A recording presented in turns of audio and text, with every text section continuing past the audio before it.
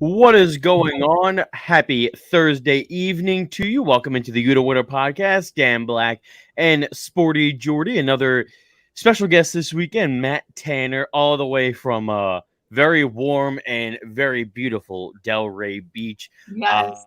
He is huge in the sports gambling space on social media. One of the biggest, probably, sports betting TikTokers, at least I think that we are aware of. There's a huge following, so welcome to the show, Matt. Appreciate it, guys. Thanks for having me on.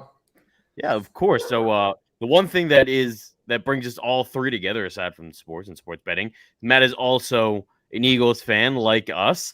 So before we get into everything, Matt, Jalen Hurts, do they ride with him in the future, or are you moving on? I'm absolutely big on Jalen Hurts. I get a ton of hate for it. So I actually posted on my TikTok. You guys would actually like this. I don't know if you saw it, but I posted an image that showed Jalen Hurts' first 19 starts side by side next to Josh Allen's first 19 starts. And Jalen is better in every single category: touchdowns, yards, rushing yards, everything.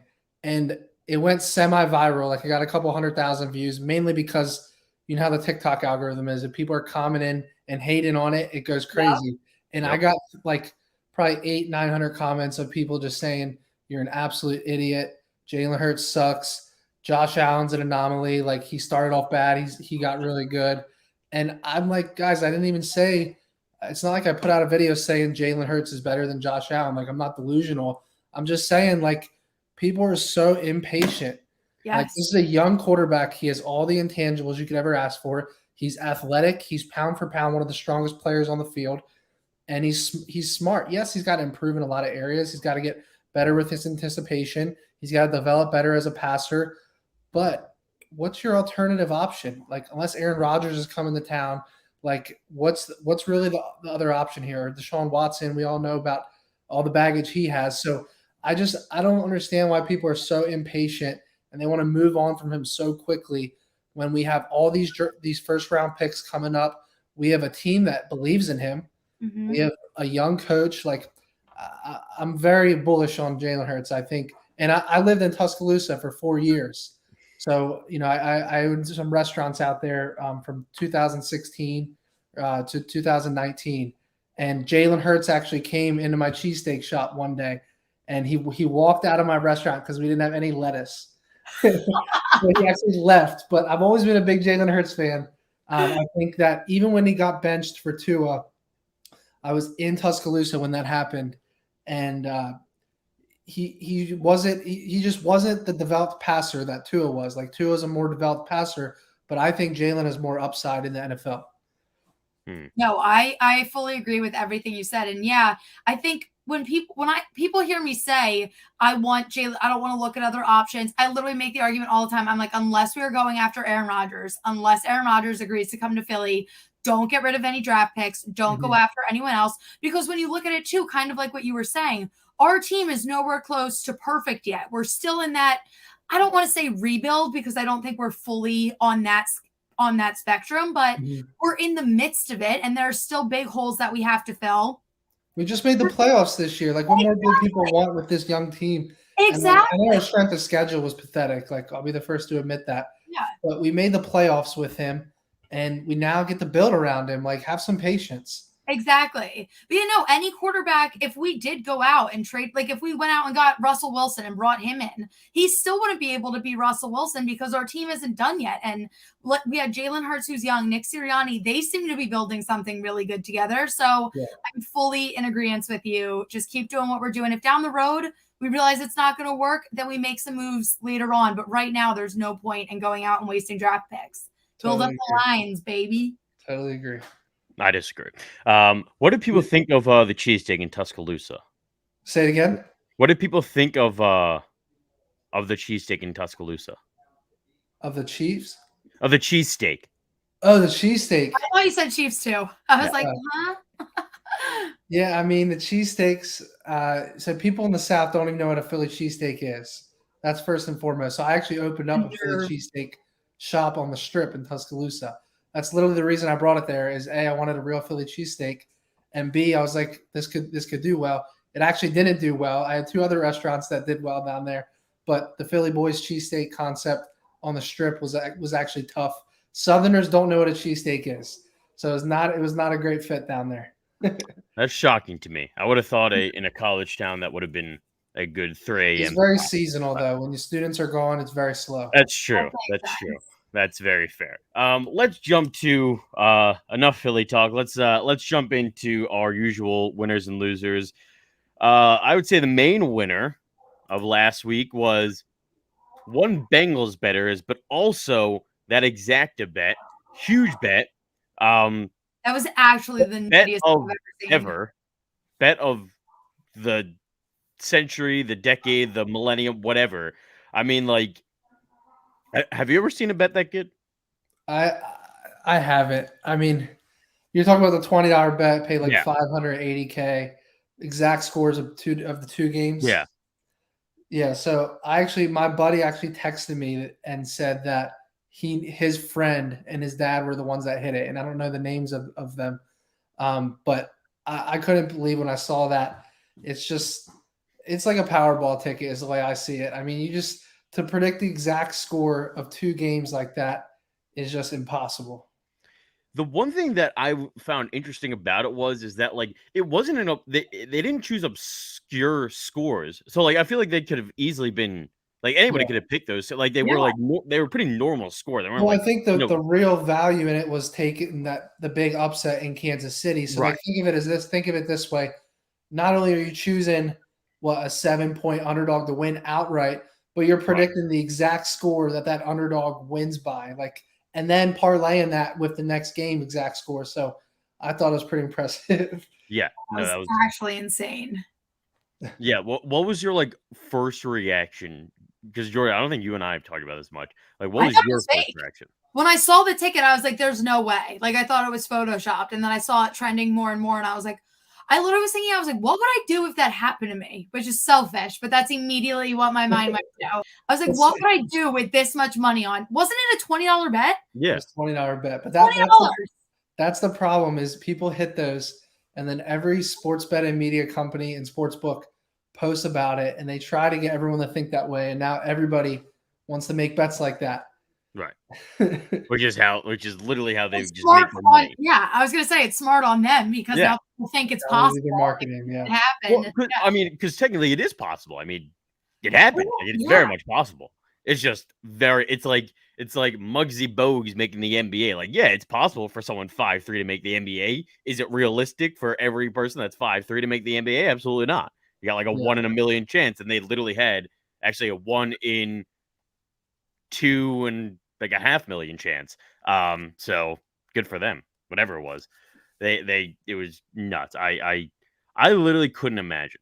I couldn't fathom looking at my phone and being like, yeah, I just made $500,000 sitting here. Yeah, insane. I couldn't do it. The main loser is Jimmy G's job. That's and the Mahomes family in general. Thank God we don't want to see Jackson Mahomes and Brittany Matthews anymore. Thank God. But Jimmy G's job, security at this point is gone. I don't like this argument. I actually hate this argument. Why? I don't. So when the 49ers were like, we're trading up, and you kind of assume they weren't saying they were going for a quarterback, but we all knew they were going for a quarterback. I sat there and I was like, yeah, Jimmy G has issues. He has issues staying healthy. He's not the best quarterback. And me defending him right now is not hinting at that because he's a very average run-of-the-mill quarterback. But for some reason, he works very well in the 49ers system, and that team works very well under him. And the fact that he got them as far as he did this season with the injury, with his own injury, and then with the injuries that they were dealing with, I think it's so unfair that they are so quick to just throw him out, especially when we saw Trey Lance. It reminds me a lot of like a Jordan Love situation. Trey Lance isn't ready. I think Trey Lance is going to be a good quarterback down the road, but I still think he needs time. So I feel bad for Jimmy G because it's like you got this team to the NFC Championship when everyone, like a lot of people had them not even as a playoff team. And then he's still getting like completely brushed under the rug. It's unfortunate. I feel bad for him. I kind of agree, but it's one of those things. Well, first of all, he didn't play well in that second half. That's true. of the conference championship game. And I just think it's one of those things where it's like, as an organization, you got to ask yourself, is he going to get you into the Super Bowl?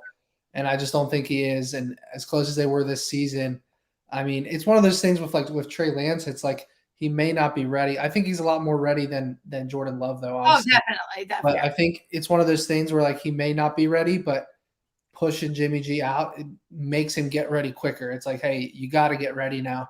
And it gives them a new dynamic to their offense. And if there's one strength the 49ers have, I'm very high on Kyle Shanahan. Like, I just think he's a top 3 coach in the entire NFL. And I think that he'll figure it out with Trey Lance or whoever they bring in. So I see both sides of it. Like, I see why it doesn't make sense to get rid of him. And then I see, the other side where it's like, he's just not going to get you to the promised land. So it's tough, but he'll be a great QB, or he'll be a very good QB in the league for another team, Do you think, because I have a feeling he goes to another team, I don't know, like, especially the teams that are on the table that he could go to, I don't really see somewhere that he's going to be able to go and thrive. Yeah, I don't know. Where do you see him going? Well, right now, according to Fox Bet, they have, as of yesterday, they have the Buccaneers as the favorite, which makes sense given the Brady situation and Blaine Gabbert. That's like very poetic. Yeah. Right. Yeah. No, I think that's like storybook. Yeah. No, literally. And it makes sense. It makes sense. Yeah. Yeah. No, I mean, I think that's a great fit for him. Because they already have a ton of weapons there, so it's not like he's going to be lacking a great defense or lacking an offensive line or lacking a good coach or lacking weapons. He's going to have all of them, so it'll be a good transition. It's a great spot for him. They don't really have a better option right now anyway. Yeah. And there's certainly not going to be one in the draft, so for a couple of years he can certainly be that filler. I don't feel bad for him. Like you said, Jordy, he got $126 million and started 4 games for the Patriots, so like, yeah. He's got the bag. He's good. And listen, it's not dissimilar to sort of how we look at like the NBA.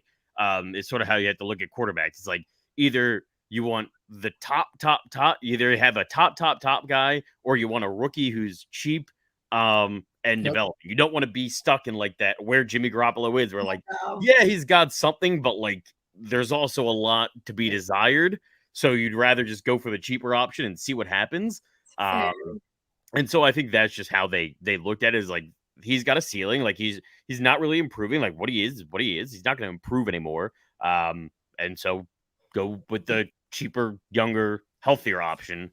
And listen, if he goes to Tampa Bay, there's a very good chance he's back in the same situation and playing for an NFC championship again next year. That's true. Yeah. I think of the 49ers, like you said, they go cheaper option with Trey Lance. If you can even develop some and be 70 or 80% of the thrower that Jimmy G is, and then be able to run the ball and then spend money on both sides of the ball, then I think the 49ers are right back in the mix again. Yeah. No, I think that the 49ers would be perfectly fine. I think Jimmy G would be perfectly fine. And wherever he goes, I do like Tampa Bay. I think it's a good spot for him. Yeah. Especially, I think they suit both of their needs for the time being. Yeah. So yesterday was also some big news. A new team in Washington. Well, a new name for a team in Washington. What were your original thoughts of the Commanders being the team? Matt, you don't like that. Clearly. I don't really care, to be honest. I know the Eagles are going to crush them. The Eagles are going to crush them regardless, no matter what their name is. So, yeah. But I know I'd heard Commanders a while back, so I actually thought it was cool to keep their name, the Washington Football Team. I don't know why, but I actually like that. It was just so different. I agree. But no, I had this whole argument with my dad and many other people about them changing their name, and he's like, it's tradition, all that. I'm like, you weren't buying Washington stuff before. What difference does it make? That's how I looked at it. It's like, I'm not buying their stuff. It doesn't matter to me. Their jerseys look pretty ugly. Have you seen the jerseys? I like the jerseys. I like the alternate jerseys. I like which one is the that? Black ones. Yeah, I haven't seen the black one. I saw like the white and the. I didn't like the one that was just white and maroon. I didn't like that one. That's the one I saw, and I wasn't. The alternate had some maroon, it had some yellow in it, and it was on a black base. That one was pretty sick. But I think Commanders, I think in a couple years, I think right now everyone hates it. I don't think it's definitely not the worst option that I saw, like from the list. I don't hate it. I don't love it. I think in a couple years it'll feel super normal, but I didn't want them to go with defenders. That was the only one. I was like, because you're setting yourself up. I was like, the second your defense lets something up and you make a dumb play, yeah, it's gonna be mean. All over Twitter. How can you call yourself the defenders when your defense can't do anything? Like, I was like, you were setting yourself up for jokes with that one. So I didn't even know that was an option. I never even heard. Yes, that. Defenders. Yeah. I was like, that would have been really bad name. I think Commanders was a big upgrade to that one. Exactly. And what was another one? The Armada. The Armada. I saw Brigade, and I understand they're Washington. They were going for like a political, but I didn't love either. It just doesn't roll off the tongue like the Brigades. Like, it just sounds weird. Well, it wouldn't be Brigades with an S. Yeah, but then like, how do you like refer? Like, it's weird. Just the Brigade. They're like the Like, that's weird to me. Like who's a non-S team that it's like a plural. I can't think of one, but I feel like they're all Harvard Maroon or something. I think they're maroon. Yeah, like it doesn't flow. I agree. Yeah, but anyway, we'll see. It's not gonna make a difference. I do like the commies. I can't wait for them to chant "Hail to the commies" constantly. You know it's gonna happen. Yeah, it's gonna be awesome. Yeah. Yeah, a lot of politics going on in those stands. I'll tell you that much for that. Yeah, my dad, his side of the family, they're all Washington fans, and they're not, just because they understand like why the name had to change, obviously, but they're like, it's still weird. Like, I grew up my whole life. Like, my dad was like through all their Super Bowls when like Washington was actually good and doing something productive.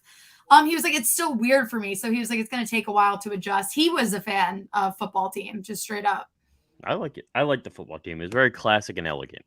Yeah.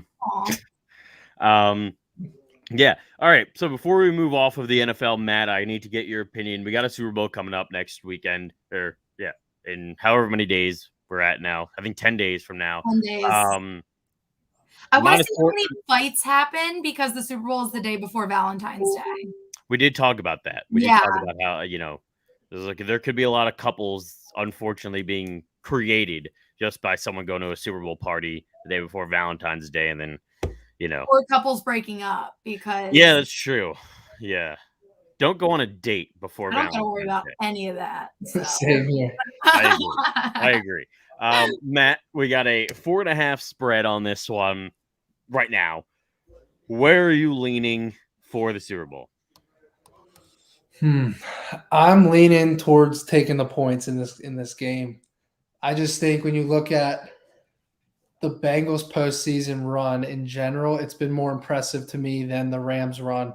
If the Rams would have beat Tampa in Tampa when they were at full strength, then I would have said, okay, it would have been impressive to me. But with no Antonio Brown, no Chris Godwin, injuries on the line, like, it just wasn't that impressive to me. And when you look at what the Bengals have done the last few games, I mean, holding the Chiefs to 3 points in the second half was very impressive. And I just think that the 4.5 points, I think this is a 50-50 game that could go either way and could end in a field goal. And I like the points. I'm fully on board with that. And also, when you look at the Bengals, even going back to the last couple games in the regular season, all of their games came down to like 1 point, a field goal at the very end. Like, they're very good at playing smart and keeping games close. So I think when they lost to the Browns, I think it was like some random low score. Yes. It was only like 3 or 5 points or something. And then Joe Burrow just gives you that sense that even if he gets down, he's going to stay calm and collected and rally back. And the Bengals defense, I just think, is confident. Like, coming off that Kansas City game second half, like, I think they're going to be very confident going into LA. And and I don't think it's that uneven of a game. Like, yeah, the Rams are pretty loaded, but offensively, the Bengals have weapons too. And then defensively, the Rams probably have a lot more star power. but I think the Bengals defensively are a really good unit, like altogether. So I just have to take the points there. I really, maybe a sprinkle on the money line, but I think that the 4.5 points is too much. I'm seeing, I think 70+% of the total money has been pouring in on the Rams. Maybe we'll see that number hit 5. That'd be nice. But I think the tickets are a little more evenly distributed, but the total money distribution is more on the Rams, and I think will continue to pour in that way. So, and then you got to look at, like, they're at home in the Super Bowl, but it's, but I don't think you really give them that many points here. It's just, like with Tampa last year, it was during COVID, and it wasn't, I think it was like a 30% full stadium to my knowledge. So it's just, there's not a ton of precedent out there for a home team in the Super Bowl. And even last week in the NFC Championship, I'm pretty sure there was a stat from the stadium. The stadium was filled more with 49ers fans. Yeah, that's the thing. So LA is considered like the 32nd team, I think it is, as far as like a loyal fan base, or as something I saw like that. And I think that I saw the Super Bowl prices were crazy high. I guess they're doing that. It's literally a mortgage on a house. No, literally. Yeah, I mean, we'll see how loyal the Bengals fans are. But at the end of the day, if you can't afford it, you can't afford it. And, so I think they're doing whatever they can. But the Rams are at least doing whatever they can to try to get more LA fans there than Cincinnati fans. But, again, I just think Joe Burrow's calm and collected on the road in the Super Bowl. I can't not take the points. So I think that's why I would lean. Never lost a big game. Like in his Dan, I think you told me that, like dating back to high school, like every championship ever, like he doesn't lose in the moments where it matters most. He stays, like you said, like he's literally Joe Cool. Like that's literally Joe Burr all the way. Like I don't know how he does it. He's the man. That's why. He really is. I'm flip-flopping on this because my fear is that I really like the Rams in this. But I do like the points. But I think my fear is that the Rams will start how they've been starting the past couple games, which is obviously slow and going down quite large. And I don't think they can bounce back against Cincinnati's offense the same way that we should do a happy hour. The same way that they could against the 49ers, who don't have a great offense, and the same way against Tampa Bay without, all their weapons. I just don't see them being able to do the same thing. So if they start out slow, Cincinnati's going to destroy them. If they can sort of play how they had the second half of games in the first half, I think they'll win pretty handily. So it's really about, can they start fast and start the opposite of how they have been playing. But I still like them just sort of at home, quasi at home. And all the pressure on the world is on them, especially for Sean McVay to live up to boy genius, titles, and Matt Stafford to sort of get the monkey off the back. And that would just be, I want Matt Stafford to win a Super Bowl. Yeah, that's where I'm so torn, because obviously the Bengals, it would be beyond incredible for them. I want it for their fans. But I think they'll go back too. Exactly. That's the thing. Joe Burrow's so young. He got here in his second season coming off of a big injury. So the fact that he could do this, their O-line isn't even built yet. So the fact that they're already here is so impressive. So I'm not worried about their future. Obviously I want them to do it. But then on the other hand, this is Matthew Stafford's basically, I don't want to say last chance, but potentially, just because the Rams are not built to be a team for they have this year and next year. And that's because the contracts are not going to work out long term. They are in win right now mode. So I do want it for Matt. I'm so torn, in my heart, who I want to root for. It's going to be so weird, but that also makes it a good game. That's why you just take the points. That's why you just take the points, and you hope Bengals plus 4.5. The Rams will buy a field goal, and you're happy, best of both worlds. Yeah. I will say, I put out a video that went crazy, and I picked a Super Bowl MVP bet. It was on BetMGM, and it was 20-1. I said, if the Rams do win, it's going to be because they get just crazy pressure on Joe Burrow. And I said, Aaron Donald is 20-1 odds to get Super Bowl MVP, and Von Miller is 50-1. And if you look back at Super Bowl 50. I want to say 2015, 2016. It was Peyton Manning versus Cam Newton. Von Miller had two strip sacks. He had two fumbles and 2.5 sacks, I think it was, and he got MVP. I bet him that year at Super Bowl MVP at 22-1 on that game, and I'm like having deja vu, like right here in the Super Bowl for some reason. So I put that video out saying that could be like a small play just for fun, as a long shot bet here. But again, I like the Bengals with the points, so that's almost like a little hedge for me. If the Rams somehow, if the Rams win the game, will it be because of their D line or Von Miller or Aaron Donald getting pressure, and maybe one of them gets like a huge play late in the game. Maybe it's a lower scoring game and they get a huge play like a strip sack or something. Brandon Graham Super Bowl play, and they end up getting the maybe that a couple sacks in the game and they get the MVP. So I think there's a chance for it. I really do. Yeah, no, I'm with that. you. Wouldn't shock me at all. Yeah, I wouldn't shock me either. I would not be surprised if there's like a minute and a half left and Aaron Donald makes a giant play. He just does that. That's what he does. That's what he does. He's a beast. What he does. He is a beast. Taking the over on this too. Just FYI. You like the over? Always. What are the points sitting at right now? A lot of money coming in on the under. It opened at 50, I think it was, and now I think it's at 48.5. Yeah, I thought I saw 48. I like the over. I just got a hunch. It's in LA. The offenses are too good. The offenses are too good, in my opinion, for the under to hit. But we'll see. It could be a game time decision on that. But yeah, should be a good one. All right, so let's transition over to the NBA. Matt would like to do a game called What Are the Odds? So basically, you are the odds maker, right? You are make-believe odds maker in this. So got a few questions for you. You create the odds of the likelihood of this happening. So the NBA trade deadline is coming up next week, I believe. Yeah. So there'll be so far there's been no movement, but we know how that works. By Wednesday or Thursday of next week, we're gonna see Woj just doing Woj things and Woj tweet every 2 seconds with someone being moved and whatever. So the first question is, will Russell Westbrook get moved next week? What would you make the odds of that?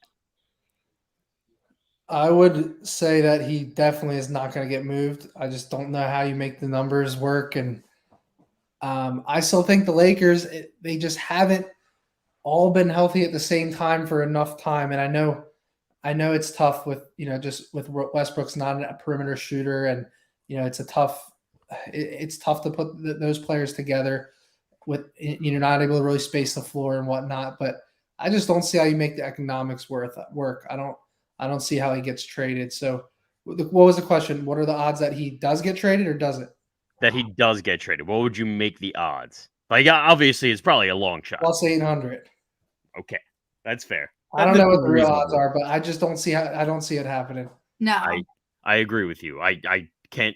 Jordy and I have talked about this ad nauseum. We couldn't imagine any team wanting. He's a smaller at this point Ben Simmons that is willing to shoot, but like you don't want him to do that.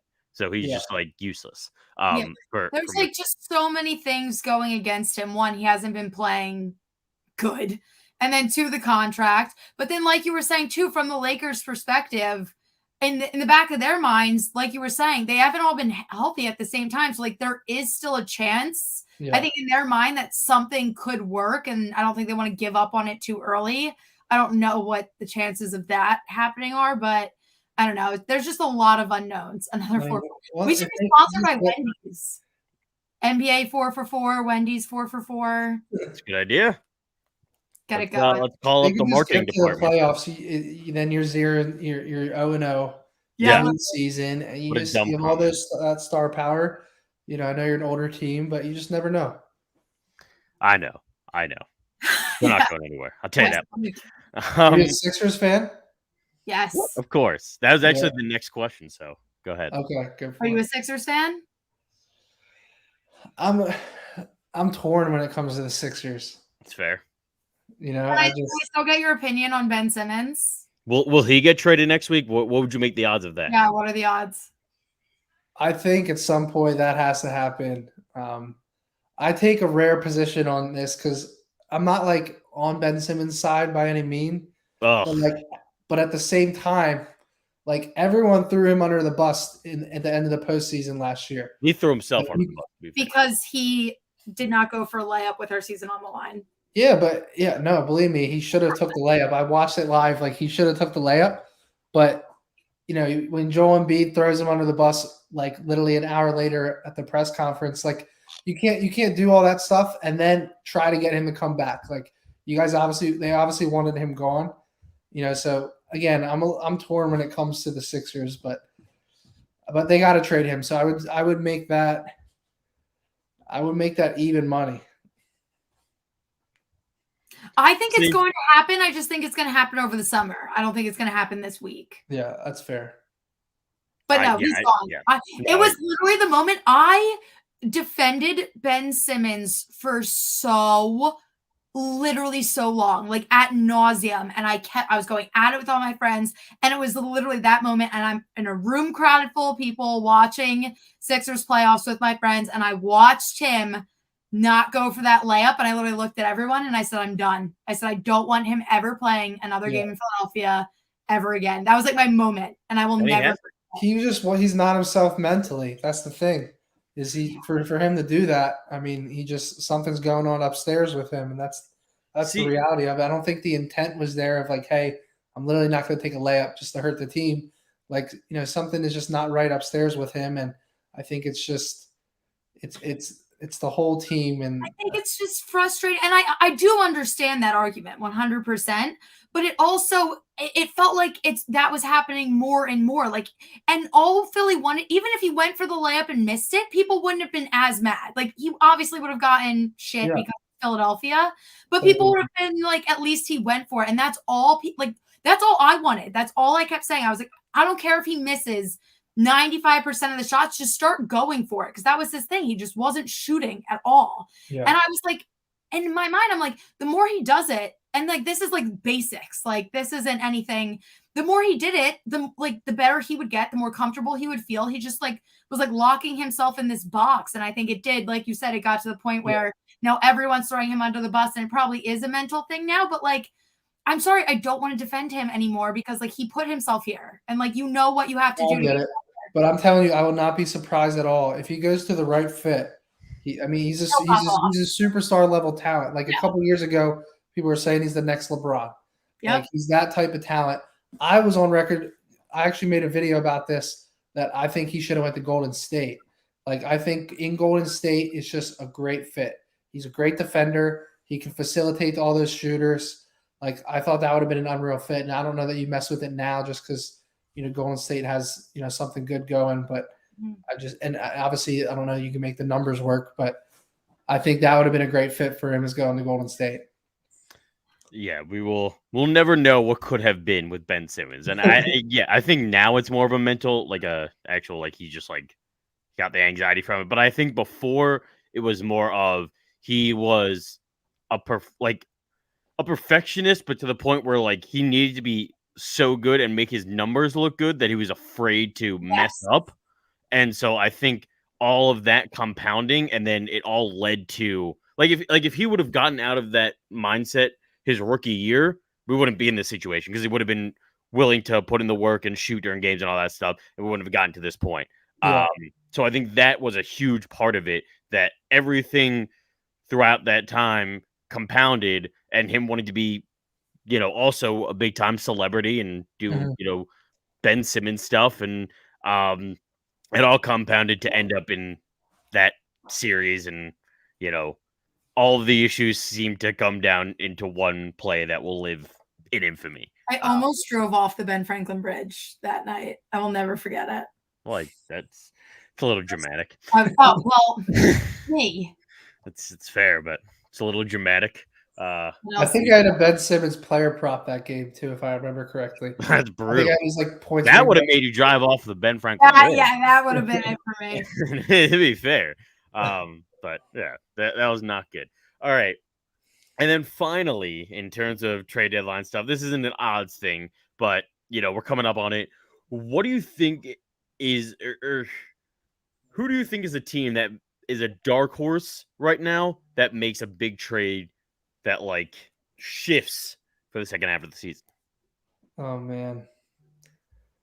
Because I have one, but let me hear yours first. I think the Cavs make a big move. Okay, that's actually a really good one. Because they're like right there. They're young, but they're sort of like the Sixers were in like 2017-ish. Like they're young. Yeah. Their young talent is like starting to get there. They're in a real like playoff hunt. Like I feel like they're probably in their mode where they're like, all right, we need to make one big move to get that guy who in the Eastern Conference this year can, get us over the hump and have us actually competing to get to the finals this year. Listen, I think it would be hysterical if they could find a way to trade for LeBron and bring him back. I was thinking about that. LeBron would ever. I think. Do you think that would hurt LeBron's legacy for him to jump ship again? He jumps ship through. Who cares a shit? Now it's just like, I mean, it would be cool to see him go back to Cleveland. I was gonna say, if he was gonna jump ship and go somewhere else, then I think gotta be Cleveland. Yeah, but like if he's going back to Cleveland, I think it just cancels each other out. Yeah, I don't know. That's like my dark horse team that's gonna make that one power move. They're the Jimmy Butler, Tobias Harris type of move where like we're going all in and we're just gonna see what happens. We'll see. Yeah, maybe the Grizzlies. Maybe the Grizzlies could be another one. I love the Grizzlies right now. Yeah, we're huge Ja Morant for MVP advocates on this podcast. I like that. Yeah. His preseason odds have to be pretty big. Yeah, I would assume so. I think he's right now third, maybe or fifth. I forget. I haven't looked, but that's mine. Jordy, do you have like a dark horse NBA trade deadline? I don't think so. I think if Grizzlies were to do anything, just keep getting better, because they're still young. And then Cavs. That's fair. That's fair. All right. So we got a big weekend this weekend in college hoops.